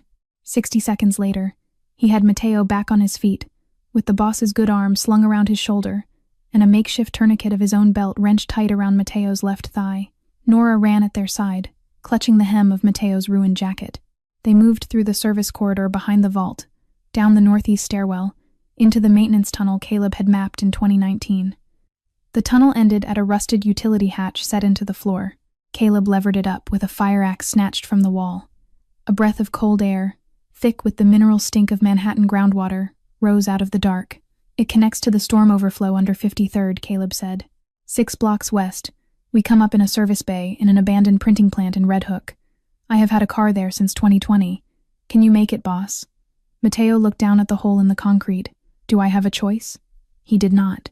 Caleb went first with Nora on his back, her thin arms locked around his neck. Mateo followed on one good leg, and one that he had mostly convinced to obey him. The darkness below was absolute. Somewhere far above them, through 40 feet of earth and steel, sirens had begun to wail down 5th Avenue. They moved through the storm tunnels in single file. The water was ankle-deep in places and knee-deep in others. Caleb's phone flashlight was the only light. The walls glistened. Rats fled into the darkness ahead of them. The smell was indescribable, and Nora did not complain about it once. After a long time, she whispered, close to Mateo's good ear, because he had picked her up from Caleb's back so Caleb could move faster. "Mister, does it hurt a lot?" "Not as much," Mateo said, "as leaving your mother hurt 15 years ago." Nora was quiet for a dozen steps. "So you won't leave anyone now? Not ever?" Mateo looked down at the top of her wet blonde head in the narrow beam of Caleb's flashlight. His throat was doing something he had not felt it do since he was 15 years old, and standing in a funeral parlor in Staten Island looking into an open casket. "No, Nora," he said. His voice was very quiet. "Not ever." She laid her head against his shoulder, above the collar of his ruined shirt. Near the exit wound, he had long since stopped noticing. She did not see his face, because the angle was wrong. That was a mercy. For the first time in 15 years, Mateo De Luca cried. It was not a sound. He did not allow it to become a sound. The tears came slowly, one after another, and they fell into the brackish water running beneath his boots and disappeared into the Manhattan dark. He did not wipe them away. He carried a sleeping child and a shattered leg and a family about to collapse. and all three were easier than the fact that Eleanor Vale had died alone with a thumb drive in her coat pocket because he had believed, for 15 years, that walking away from her had been brave. They walked for almost an hour. They came up in the basement of a shuttered printing plant on the Red Hook waterfront, a place that smelled of old ink and abandoned ambition. Caleb lifted the hatch. Evening was falling outside. A black Suburban with tinted windows sat idling in the loading bay. Caleb had ordered it moved here 90 minutes ago through a coded text sent from a burner in the tunnel. The medic inside the Suburban had Mateo's leg packed and bound before the first block was behind them. Nora curled up in the seat across from him, still clutching the silver ring, and finally, inevitably, slept. The Suburban turned onto the BQE. On the dashboard, Caleb's burner lit up with a single incoming message from an unknown number. He glanced down at it, then lifted it silently and turned the screen toward Mateo. 3 short lines. "Welcome to the other side of the morning, my love. But the whole world knows about the little girl now. Good luck running. B." The safe house sat 70 miles north of the city, on the shore of a small unnamed lake in the forests of Sullivan County.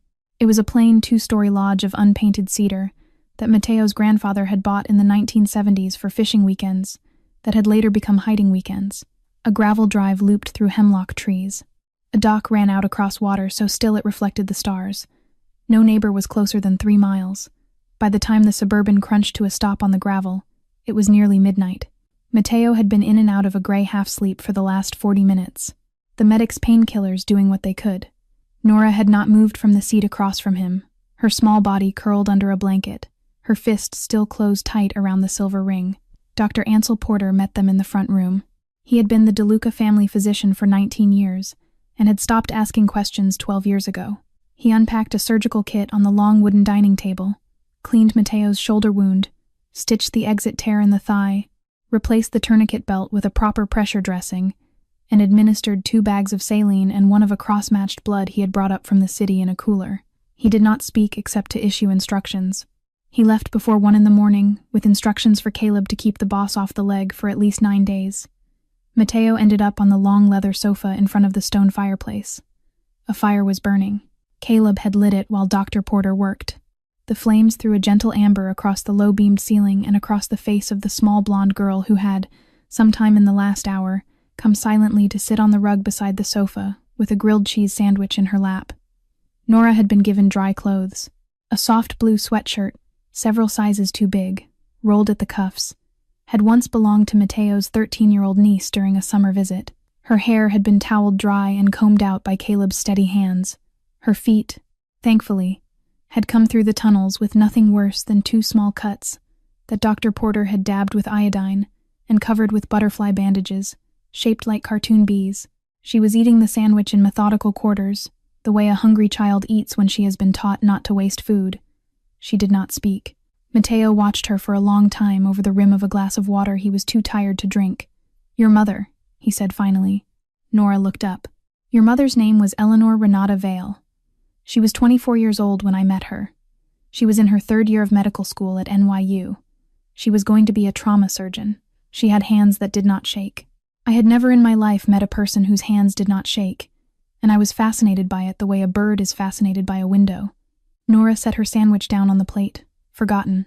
It was a Saturday night in March. 17 years ago, almost to the week. I was 23. I got shot in a disagreement in an alley behind a laundromat on Fulton Street. I should have died there. Your mother was walking home from a shift at a free clinic. She knelt down in the rain without asking who I was, and she opened her medical bag, and she pulled the bullet out of my side with a pair of tweezers she had sterilized in the sink of a gas station bathroom. Then she swore at me for bleeding on her coat. A ghost of a smile touched Nora's mouth. Mommy swore a lot, I remember. Mateo's own mouth moved slightly. I went home with her that night. Just one night. A 4th-floor apartment in Greenpoint. It was raining on the windows. The next morning I woke up and there was a phone call, and the phone call was that my father had been killed in Palermo while I slept. I was going to become the head of my family that afternoon. I knew, lying in her bed with the phone against my ear, that if I loved Eleanor Vale from inside that family, the people who had killed my father would kill her too, within a year, and it would be my fault. The fire cracked in the hearth. So I got dressed. I wrote her a note that said something stupid about mistakes and timing. I left before she woke up. I told myself every year for 15 years that I had done a brave thing. I lied to myself every one of those years. The truth is I was a coward, Nora. I was 23 and I was scared, and I ran. He took a slow breath. I did not know she was pregnant. She would have been, 6 weeks along? 8? I did not know. She did not tell me. She was stubborn, your mother. If I had known— He stopped. If I had known, I would have come back. I want you to understand that. Whatever else you learn about me in the years ahead, I want you to know that if I had known, I would have come back. Nora considered this for a long time. Then a small frown formed between her brows. But 6 weeks would make me older.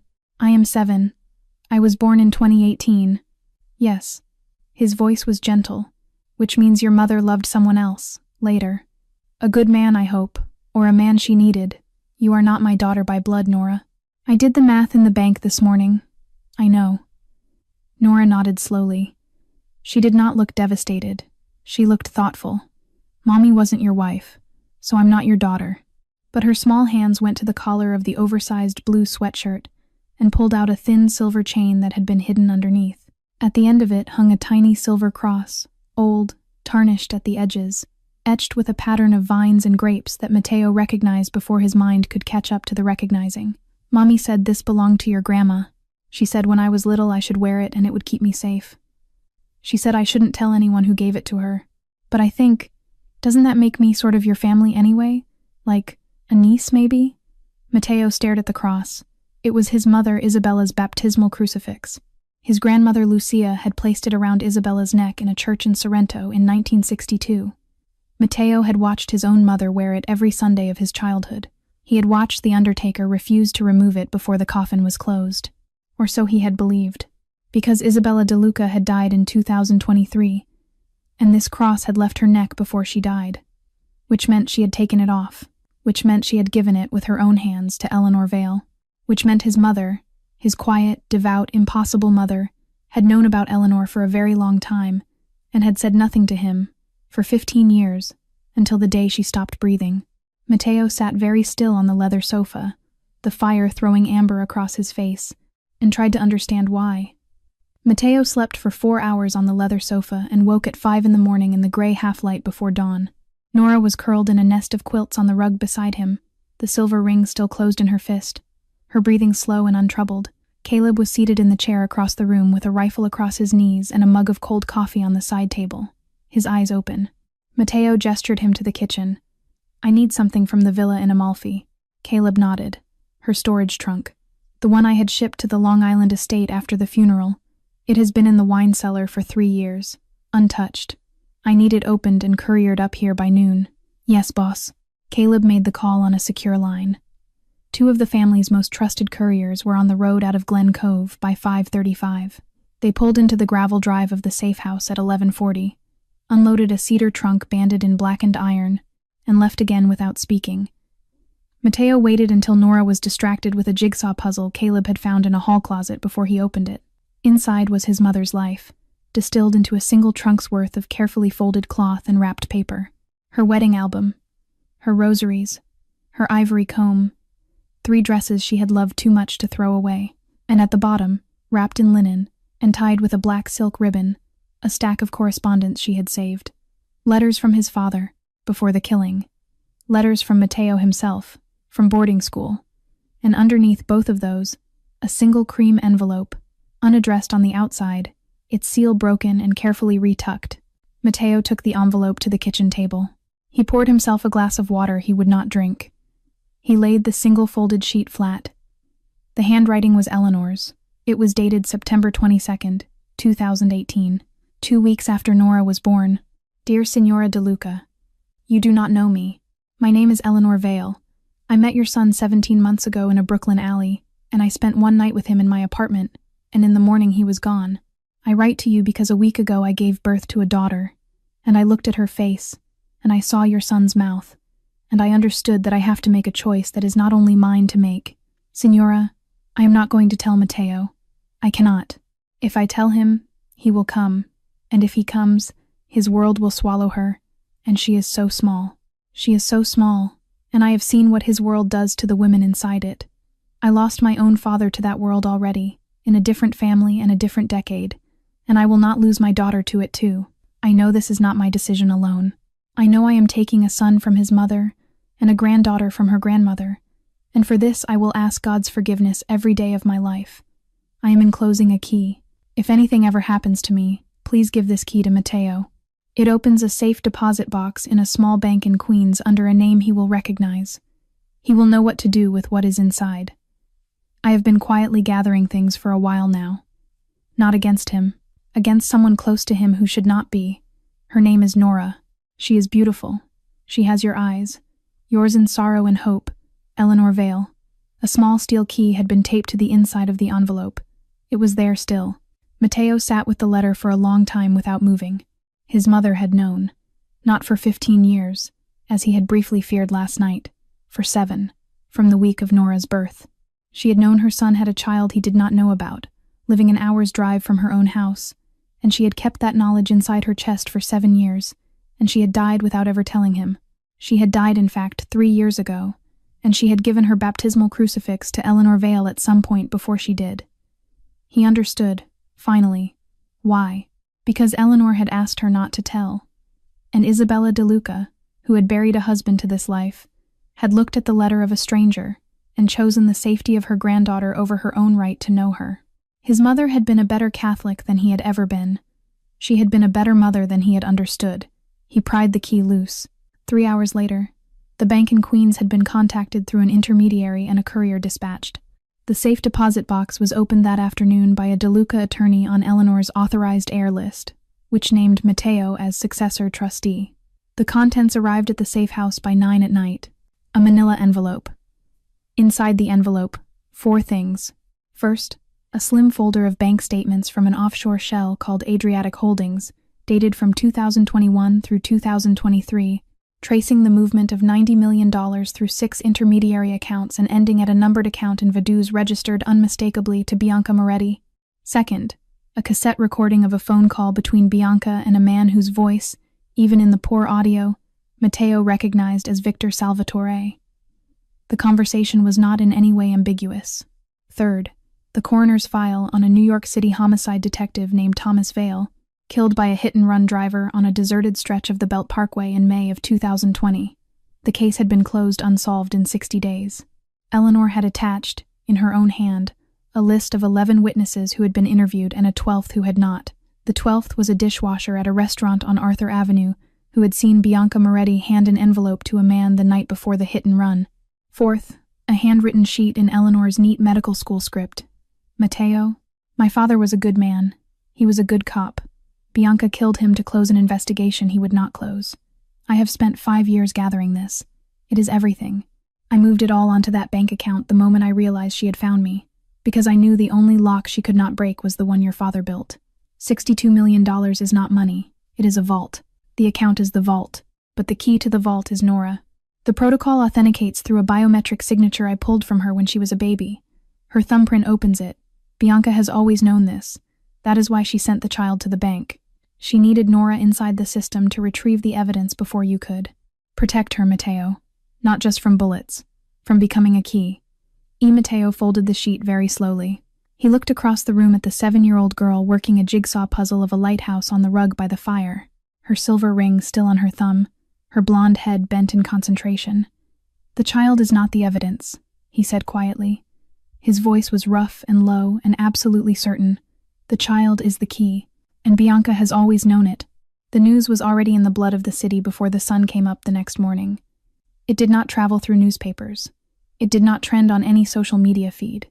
It moved the way it had always moved, through espresso counters in Bensonhurst, and back rooms of social clubs in Arthur Avenue, through private dining rooms in midtown steakhouses and coded text messages forwarded between burners from Chicago to Miami to Palermo. Beaten AMM. The day after the Sterling private incident, every serious player in the North American underworld knew 3 things they had not known the morning before. 1. Matteo De Luca had been ambushed inside a public bank in daylight. 2. He had walked out alive. 3. He had walked out carrying a 7-year-old girl. The third fact was the one that changed everything. At 11:15 that same morning, Victor Salvatore held a press conference of sorts at his restaurant on 86th Street in Brooklyn. Only 8 men were in the room, and none of them were reporters, but by noon every one of the 8 had repeated what he had heard to exactly the right ears. Victor, 60 years old, silver-haired, a man with the soft voice of a funeral director and the history of a butcher, had dipped a piece of bread into his olive oil, looked around the table, and said quietly, $50 million. Cash. Bearer instrument. For whoever brings me the veil child, alive or not, I will double it for alive. I am patient. The bounty was live by sundown. Caleb Rhodes reported the first attempt at 3 that morning. 3 men, he said to Mateo over a mug of coffee in the safe house kitchen. Kentucky plates on a rented sedan, drove up the fire road on the east shore of the lake. They had thermal scopes. They had not done this before. We saw them coming for 20 minutes. And they did not leave the fire road. By the end of the 48 hours that followed, Caleb's report had grown. 4 separate attempts, 12 would-be hunters, 7 of them the kind of unprofessional bounty amateurs every serious contract draws, 3 of them competent outside contractors, and 2 of them former Green Berets who knew how to approach a hardened property in darkness. None of them had reached the cedar porch. 3 had been killed on the approach road. The others had been captured, zip-tied, driven 20 miles east, and released naked and barefoot on a Tuesday night 11 miles from the nearest town, as a message. Messages were not going to be enough. Mateo moved them the next morning. They drove in the same black Suburban, Caleb behind the wheel, the medic in the front passenger seat, Mateo and Nora in the back. They left the Catskills at dawn and crossed into Pennsylvania by mid-morning, routed through 2 rest stop switches onto another vehicle Caleb had prepositioned, a muddy Ford Expedition with Ohio plates. They passed through Cleveland at dinner time and crossed into Indiana at midnight. A second switch at a farm outside Bloomington gave them a Montana-plated Tahoe they drove west for 30 straight hours in rotating shifts.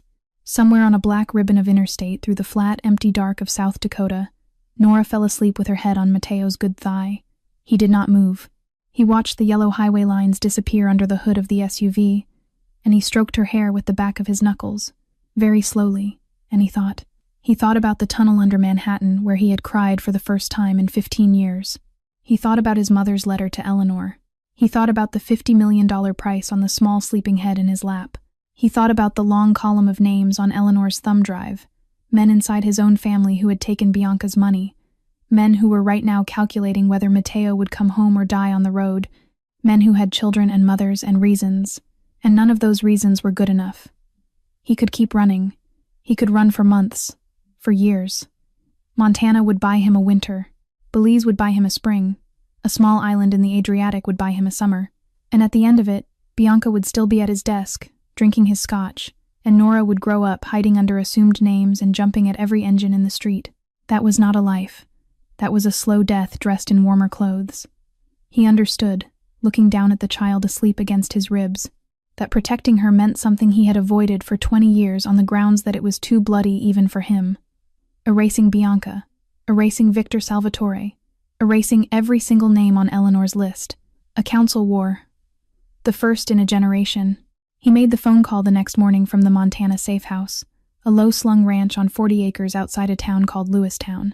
The call was to Don Enzo Romano of the Romano family in Queens, a man who had been his father's best friend, a man who had held Mateo's hand at the funeral in 1997 and called him Figlio.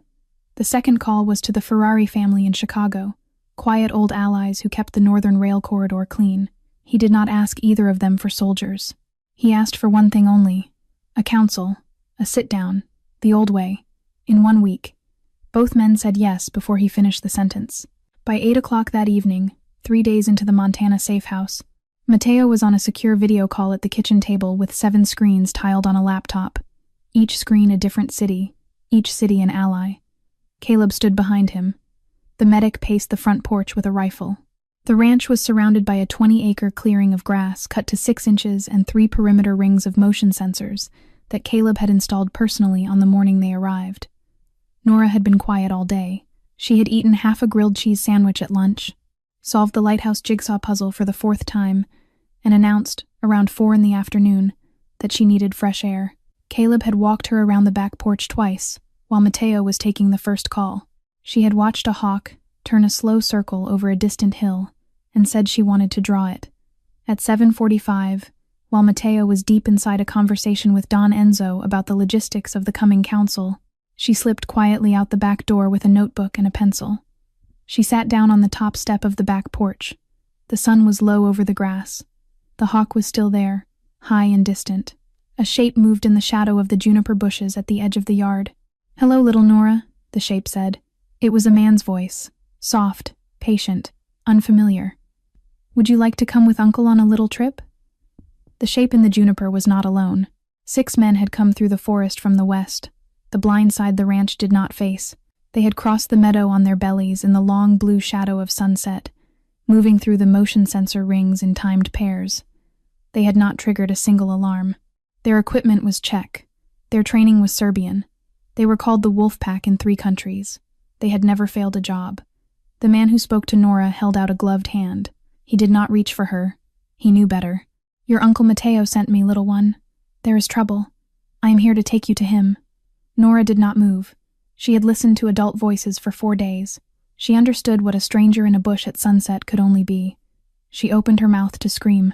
A second man came from behind her, out of the blind angle of the back porch, and a gloved hand closed over her mouth before any sound reached her lungs. She was lifted off the step, kicking, biting into the leather. The pencil and the notebook clattered down the stairs. Inside the ranch, Caleb Rhodes was already moving. He had caught the faintest wrong sound, a boot on pine needles. He was through the kitchen and out the back door with his rifle up in under 4 seconds. He saw the man carrying Nora. He fired. A wolf pack shooter fired at the same instant. Caleb's round caught the kidnapper through the arm, but the grip on Nora did not loosen. The return shot caught Caleb through the lower abdomen and spun him against the door frame. He went down onto one knee and kept firing. He killed 2 of the 6 in the next 6 seconds. He caught a second bullet through the left lung. By the time he got to his feet, stumbling into the yard with blood already filling his boot, the SUV carrying Nora was accelerating down the fire road and the surviving shooters had melted back into the trees. Mateo burst out of the ranch 9 seconds later, Beretta in both hands. He saw Caleb on the grass. He saw the fallen pencil on the porch steps. He saw no child. Caleb. They came from the west, boss. Caleb's voice was thin but clear. 6. Professional. Not American. I got 2. Where is she? Fire road. A minute ago. Maybe 2.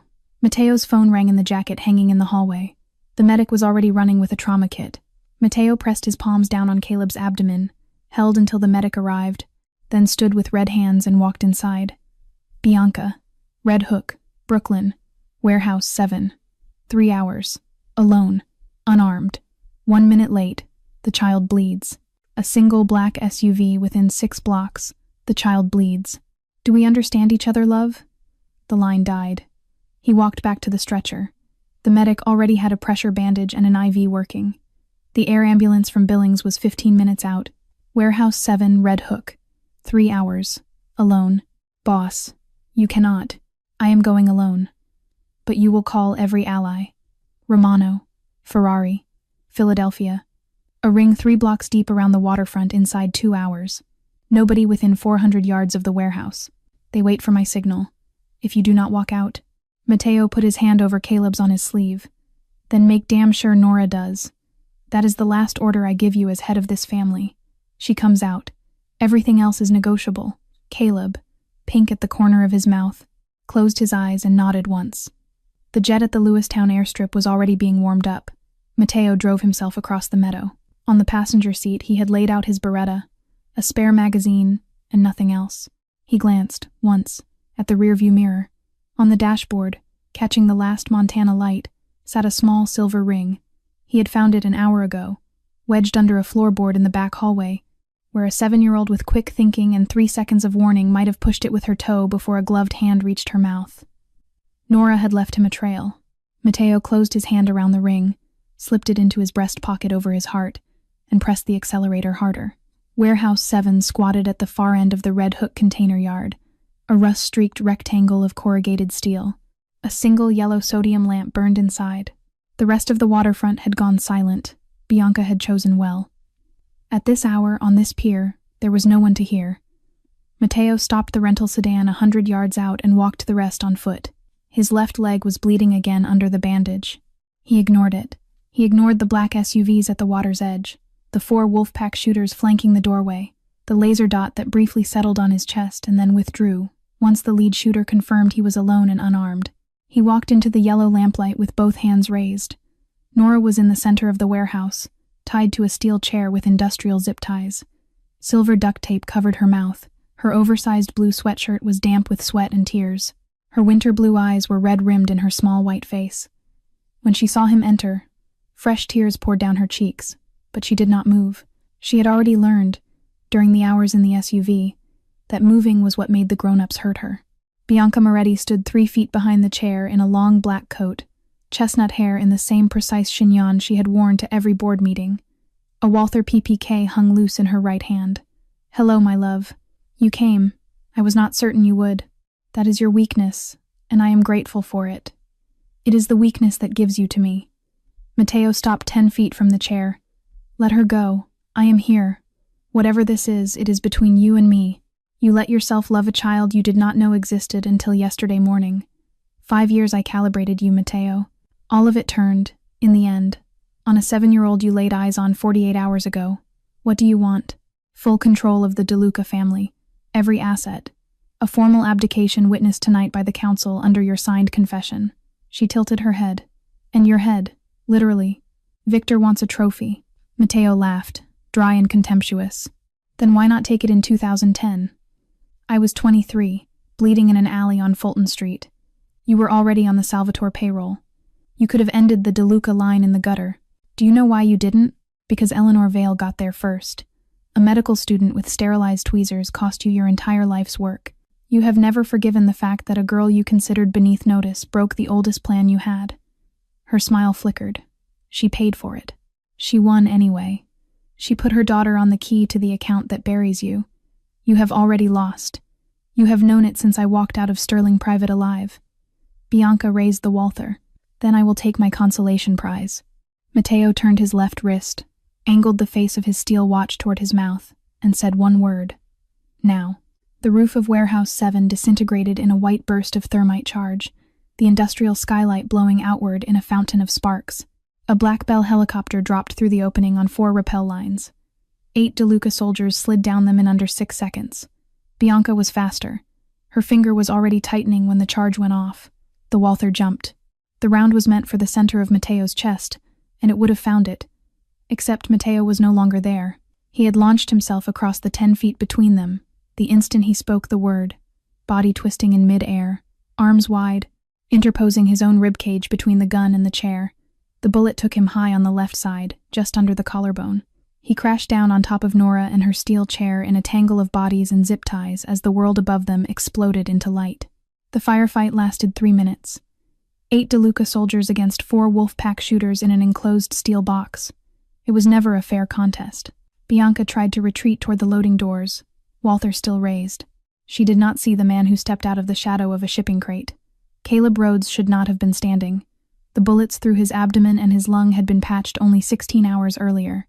He was wrapped in compression bandages and running on a transfusion and pure refusal. He had been in the helicopter when it came through the skylight. He had chosen to be there. His rifle came up, 1 round, just below her collarbone. Bianca Moretti dropped the Walther, sank to her knees on the oily concrete, and stared at him with something very close to respect. She did not die. Caleb had not aimed to kill. The council needed her alive. Matteo lay on top of Nora on the floor. The bullet beneath his own collarbone had missed the artery by less than an inch. He rolled off her, cut the zip ties with a folding knife, and pulled the duct tape from her mouth as gently as his shaking hands allowed. Nora threw her small arms around his neck and sobbed into his shoulder. "I was so scared. I thought you weren't coming. I promised you, Vale girl. DeLucas do not leave DeLucas behind. From this morning forward, that is what you are. Nora DeLuca Vale, if you will have me." She nodded fiercely against his neck. Matteo carried her out of Warehouse 7 as the first pink light of dawn rose over the East River. 3 weeks passed. Bianca Moretti was handed to the council of the 5 families. Her fate was decided that same night. Some stories belong only to the people who close them. Victor Salvatore signed a peace treaty at a folding table in a social club in the Bronx. He kept his territory. He kept his life. He kept nothing else. Matteo formally adopted Nora in family court on a Thursday in October. Caleb stood as her godfather. By the end of the month, she had started calling him Uncle Cal. On a golden evening in November, Matteo and Nora stood on the balcony of the Park Avenue penthouse. The sunset had turned every window in Manhattan into a sheet of copper. On her thumb was a silver ring that had once belonged to a woman in Amalfi. "Mister." "Yes, little one. Can Mommy see me from where she is?" Matteo knelt, ignoring the pull of healing stitches, and brushed her blonde hair behind her ear. "Your mother sees you every day. She sent you to me. That was the last gift she ever gave, and it was the most beautiful gift anyone has ever given me in my life." She rested her head against his shoulder, and for a long time neither of them spoke. Half a mile to the east, on the rooftop of a residential tower, a man with a long telephoto lens lowered his camera. He tucked it into a padded case and murmured into an earpiece. "So that is the Vale girl. The boss will be very pleased." He turned and walked into the stairwell. The underworld had never ended. It had only changed its game board, and Nora Vale, without knowing it, had become the piece at the center of a much larger war. Dear viewers, this story gives us a quiet truth. True strength is not measured in wealth or power. It is measured in what we choose to protect, when protecting costs us everything. A mother worked in silence for 7 years to keep her daughter safe. A hardened man rediscovered his heart through the courage of a small child. A stranger became family because love is a choice, not a bloodline.